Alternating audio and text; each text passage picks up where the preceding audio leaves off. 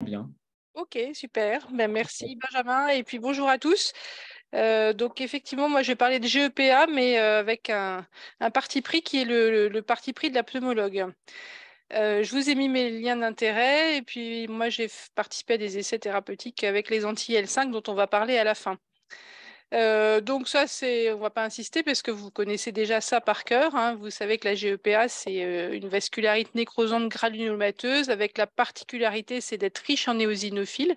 Ça fait partie des éléments importants du diagnostic. C'est une maladie très rare. Et puis le point très important, c'est qu'au milieu de toutes les vascularites, c'est celle qui est associée donc à l'hyperéosinophilie, j'en ai parlé, mais surtout à l'asthme, qui est un élément diagnostique important et un élément qui va être très important pour la prise en charge. Alors ça, c'est une petite illustration, hein, de cette vascularite avec les éosinophiles qui sont autour de l'artère et qui sont également dans la paroi, la nécrose fibrinoïde et puis ce qui n'est pas un granulome en fait, mais qui sont des cellules épithélioïdes qui font des granulomes qui sont pas très bien formés et qui sont caractéristiques de la maladie.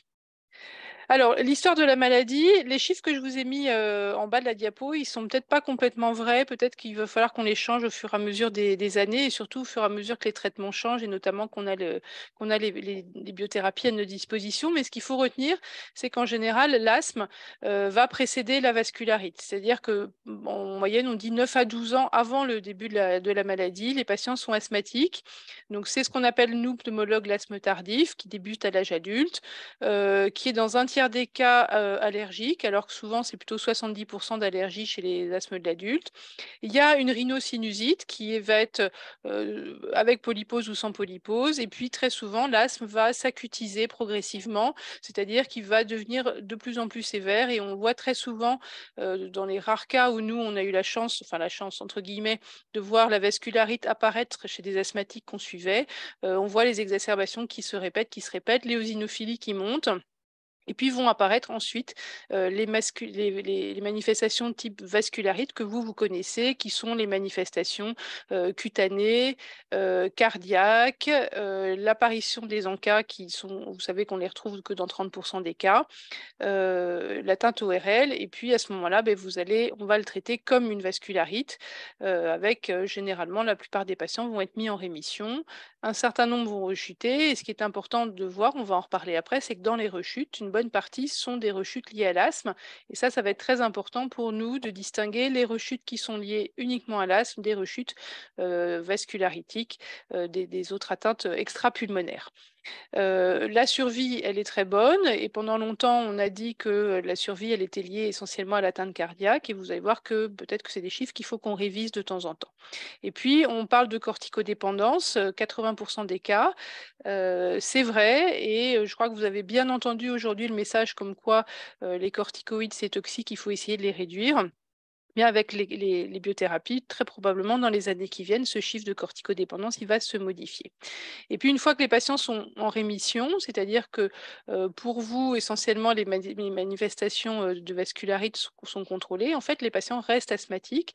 Et une des raisons pour lesquelles ils restent corticodépendants, c'est que c'est souvent un asthme mal contrôlé, sévère, avec des exacerbations et une polypose qui reste généralement symptomatique et qui est souvent assez rebelle et difficile à traiter. Donc en gros, c'est souvent comme ça que ça se passe. Ça débute par de l'asthme et puis à la fin, il reste de l'asthme. Alors, je vous disais, l'atteinte cardiaque, c'est elle qui fait tout le pronostic, mais finalement, vous voyez, il y a ce papier qui est récent, qui est sorti l'année dernière de l'équipe de Cochin, qui a repris les atteintes cardiaques spécifiques de la GEPA ou pas chez les patients qui avaient une GEPA. Et vous voyez finalement que les événements cardiaques majeurs, c'est pas si important que ça concerne le fait d'avoir une cardiopathie spécifique ou pas. Et puis surtout, moi, ce qui m'a intéressé, c'est que finalement, il n'y a pas tant de décès que ça, un 4 sur une cohorte de 176. Puis quand les patients meurent, bah, il y en a la moitié qui meurent d'une exacerbation d'asthme. C'est pas inintéressant de montrer quand même le poids de l'asthme dans la mortalité. Et puis ça nous fait dire que quand même c'est important de traiter l'asthme. Et puis pour votre information, c'est quoi les facteurs qui sont associés aux événements cardiaques? Bah, vous voyez, c'est l'âge, le fait d'avoir plus de 65 ans, d'avoir des anomalies à l'ECG et puis d'avoir des anomalies qui évoquent de la fibrose myocardique, c'est-à-dire avoir un rehaussement tardif. Alors, si je vous montre les caractéristiques de ces patients, c'est pour souligner un élément qui est important, que je n'ai pas encore dit, mais vous savez que la GEPA est une maladie, hétérogène avec des patients avec ANCA dans, 30 des cas, 70 des cas, il n'y a pas d'ANCA et qu'on considère qu'il peut y avoir des phénotypes un petit peu différents et notamment, les patients qui ont une cardiopathie, enfin une atteinte cardiaque. Vous voyez que ce sont plus souvent des patients qui n'ont pas d'ANCA, et qui ont un petit peu plus d'éosinophiles que les autres et donc ça, c'est, un phénotype particulier, donc pas d'ANCA et plus souvent d'atteinte cardiaque. Il faut retenir ça. Alors pour ce qui est des critères diagnostiques, il y a 2 manières de voir, les choses. Soit vous avez un patient qui se présente avec une vascularite, c'est-à-dire que vous avez la chance d'avoir, une histologie, ce qui est pas très fréquent.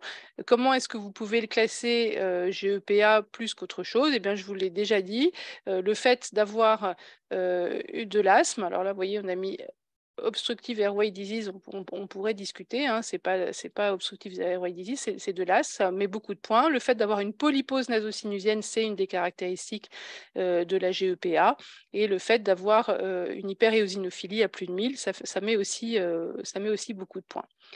Alors après, on n'a pas toujours la chance d'avoir la vascularite, donc il peut y avoir des classifications plus pragmatiques et si vous regardez ce qui a été utilisé dans l'essai MIRA, qui est l'essai qui a développé, enfin évalué l'effet du mépolizumab, dans la GEPA.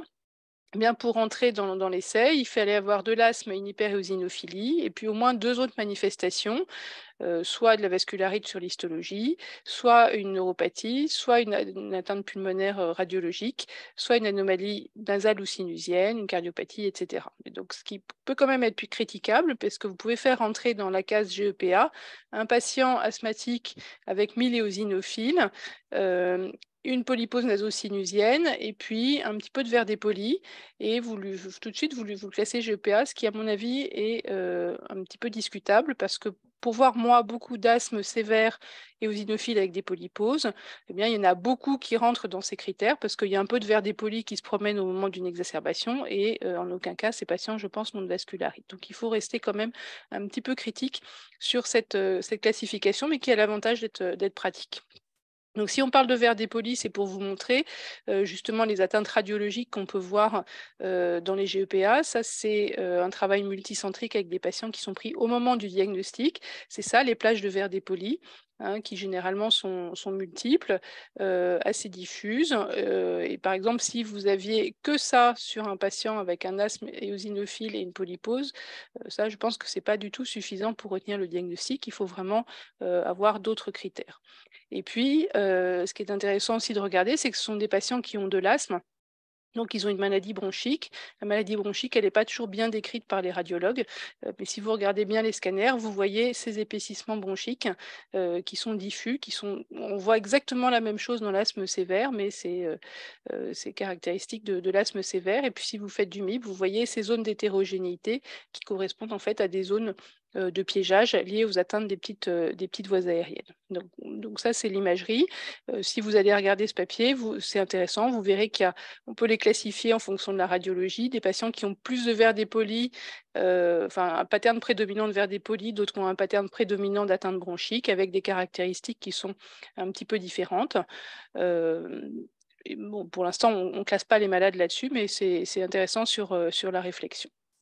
Alors sur comment est-ce qu'on les prend en charge, donc je ne vais pas vous refaire, j'imagine tout le cours que vous avez eu sur la prise en charge des vascularites, mais vous avez bien compris qu'on distingue les patients qui ont des FFS 0 des patients qui ont des FFS supérieurs à 0 à 1 et pour lesquels les patients qui sont FFS 0, les corticoïdes seuls, les immunosuppresseurs pour les autres et en cas d'échec, ce que j'aime bien dans ce petit schéma que Benjamin avait fait pour, la revue de pneumologie, c'est qu'on distingue bien, en cas d'échec, les manifestations qui sont liées à la vascularite, qui elles vont faire discuter essentiellement, le traitement immunosuppresseur, des rechutes, enfin ou en tout cas des manifestations qui sont liées soit à la polypose ou à la rhinosinusite chronique ou celles qui sont liées à l'asthme. Et vous voyez que en première ligne, ce qu'on va proposer, si c'est la polypose, c'est d'optimiser le traitement local et si c'est l'asthme, c'est d'optimiser le traitement local, en tout cas d'optimiser la prise en charge de l'asthme et ensuite on va discuter les anti-IL-5. Donc ça, c'est vraiment un message important. Je pense que vous êtes une génération où vous êtes sensible à ça, mais pendant longtemps, je pense qu'on a un petit peu confondu les manifestations pneumologiques dans les rechutes. Alors, vous voyez, ça, c'est un travail ancien qui a été fait par des pneumologues. Donc, c'est la façon de regarder l'asthme de la GEPA par des pneumologues. Vous voyez ici ce que je vous racontais tout à l'heure, en fait, l'acutisation de la maladie avant le diagnostic. Vous voyez en fait la dose de corticoïdes qui va monter progressivement, qui est liée en fait aux exacerbations qui se répètent avant qu'on fasse le diagnostic, la maladie qui devient de plus en plus sévère. Vous voyez les éosinophiles qui vont monter au moment du diagnostic. Et puis surtout, ce qui est intéressant de regarder, c'est après, qu'est-ce qui se passe une fois que le diagnostic est fait, mais il n'y a plus d'éosinophiles parce que les malades sont massivement traités par corticoïdes. Ils sont considérés comme des asthmatiques sévères majoritairement parce qu'ils ont une lourde charge thérapeutique, c'est ça qui définit l'asthme sévère. Et puis si vous regardez leur fonction respiratoire, c'est pas très bien regardé dans la littérature, donc c'est en ça que ce travail est intéressant. C'est que vous voyez quand même, à peu près la moitié des patients ont une obstruction bronchique qui va persister, c'est-à-dire qu'ils ont une fonction respiratoire qui n'est pas normale, malgré le traitement, malgré la corticothérapie et leur traitement immunosuppresseur. Alors, comment est-ce qu'on prend en charge l'asthme? Je dirais, il faut le prendre en charge comme on prend en charge n'importe quel asthmatique sévère. Et donc ça, c'est des choses qui sont très pragmatiques, mais qui sont très importantes. Il faut que les patients aient un traitement par corticoïde inhalé, éventuellement des bronchodilatateurs de longue durée d'action, éventuellement un anticholinergique de longue durée d'action. La trithérapie, c'est le traitement de l'asthme sévère. Il faut traiter la polypose avec les lavages du nez, avec les corticoïdes par voie nasale, avec les antihistaminiques, discuter la chirurgie pour les polyposes. Benjamin vous montrera sa vidéo préférée pour laver le nez, mais ça, fait partie des choses très pragmatiques qu'il faut expliquer aux patients. Et puis, on va adapter le traitement en fonction de notre score de contrôle, c'est ce qu'on appelle le score ACT que je vais vous montrer. Et puis, ce qui est important aussi, c'est de surveiller le VEMS, puisque vous avez vu qu'il y a quand même un certain nombre de malades qui vont avoir des fonctions qui sont altérées au cours de l'évolution. Et puis quand l'asthme va pas bien, c'est pas forcément la vascularite qui est en train de flamber, ça peut être aussi au fait que l'asthme est lié à plein de choses, plein d'événements extra-pulmonaires. Le reflux aggrave l'asthme, l'apnée du sommeil aggrave l'asthme, l'obésité, la dépression sont des éléments qui contribuent au mauvais contrôle, qu'il faut dépister et qu'il faut prendre en charge. L'asthme est une maladie qui est infiniment sensible aux éléments de l'environnement, le tabac, le cannabis, tous les irritants professionnels, les allergènes peuvent aggraver l'asthme et donc il faut s'attacher à les dépister et à faire de l'éviction. Puis globalement, il ne faut pas oublier que l'asthme, c'est une maladie chronique. Comme toute maladie chronique, il y a de l'éducation qui est importante. Il faut apprendre à manipuler ces traitements parce qu'une des grandes causes d'échec du traitement inhalé, c'est la manipulation qui n'est pas correcte parce que c'est compliqué à faire, hein. Et puis, il faut s'assurer de l'observance puisque un certain nombre de patients vont arrêter les traitements qu'ils jugent contraignants. Donc, c'est vraiment une prise en charge spécifique et je pense que c'est important que tous vos malades GEPA soient suivis par un pneumologue et de travailler en lien avec lui pour justement gérer ensemble le contrôle de la maladie.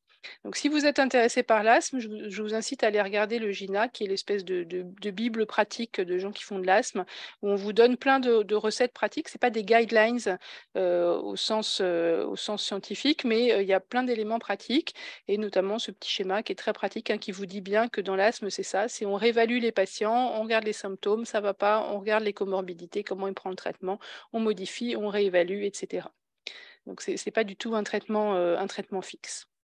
Donc ça, c'est le score ACT dont je vous parlais. Donc je pense que il faut que vous puissiez l'utiliser facilement. C'est 5 questions, c'est un auto-questionnaire, 5 questions sur 5 points qui évalue les 4 dernières semaines de l'asthme avec les items classiques, gêne au travail, dyspnée d'effort, réveil nocturne, utilisation du traitement de secours et une évaluation subjective du patient. Et s'il a plus de 20, on considère qu'il est bien contrôlé. Le MCID, c'est des variations de 5 points qui sont significatives.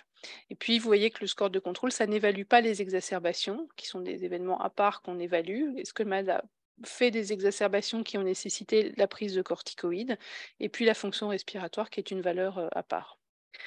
Donc ensuite, la particularité de la GEPA dans le traitement par rapport aux autres vascularites, c'est l'utilisation des biothérapies. Et vous avez vu que les éosinophiles sont importants. Donc si on veut cibler les éosinophiles, on peut cibler l'IL-5. Et on a maintenant 3 médicaments qui ciblent l'IL-5, 2 anti-IL-5, le MEPO et le Reslisumab. Le Reslisumab n'est plus commercialisé en France parce qu'il donne par voie intraveineuse, et un anti-L5 récepteur qui est le benralizumab. Donc les 3 médicaments font diminuer très rapidement le taux d'éosinophiles dans le sang. Le benralizumab un peu plus, et plus efficacement, dans le sens où il y a 0 éosinophile sous benralizumab, parce qu'il y a des phénomènes de mort cellulaire qui sont liés au fait que c'est un anticorps antirécepteur, mais ça ne veut pas dire que le médicament est plus efficace. Donc nous, on l'utilise depuis longtemps dans l'asthme sévère et eosinophile. C'est plus 300, j'aurais dû corriger, c'est 150 maintenant. Et on sait que c'est un médicament qui marche d'autant plus qu'il y a beaucoup d'éosinophiles et d'autant plus qu'il y a une polypose. Donc c'est vraiment intéressant. C'était vraiment intéressant de le tester dans la GEPA. Et c'est un médicament qui est extrêmement bien toléré, avec très peu d'effets secondaires qu'on peut même prescrire chez les enfants. Alors, l'essai MIRA, M. Guivien vous en a parlé tout à l'heure, ça testait 300 mg de mépolizumab, c'est-à-dire 3 fois la dose qu'on utilise dans l'asthme. La particularité quand même de ces patients, vous voyez, c'est qu'il y avait seulement 10% de patients qui ont des ANCA, avec des patients qui avaient une maladie qui était quand même évoluée, qui voulait depuis au moins 5 ans, et des patients qui n'avaient pas beaucoup d'éosinophiles. Donc, c'est des patients qui étaient en rechute. Donc, c'est quand même des patients pour qui, manifestement, on a quand même passé la phase aiguë de vascularite. Et ce qui est intéressant, c'est qu'il n'y a aucun critère sur le traitement de l'asthme ou la prise en charge de l'asthme. Si vous aviez été dans un essai sur l'asthme sévère, il y avait toute une liste de critères il fallait que les patients auraient dû avoir un traitement inhalé maximal, qu'il n'y avait pas ici comme critère dans cet essai. Alors, on vous a montré les résultats. Donc, effectivement, le mépolizumab permet d'obtenir davantage de rémission, moins de rechute que quand il y a le placebo. Et en revanche, il ne faut pas oublier de regarder cette partie-là du graphe, qui est quand on arrête le traitement. Vous voyez qu'en fait, les patients vont rechuter probablement très vite à l'arrêt du traitement.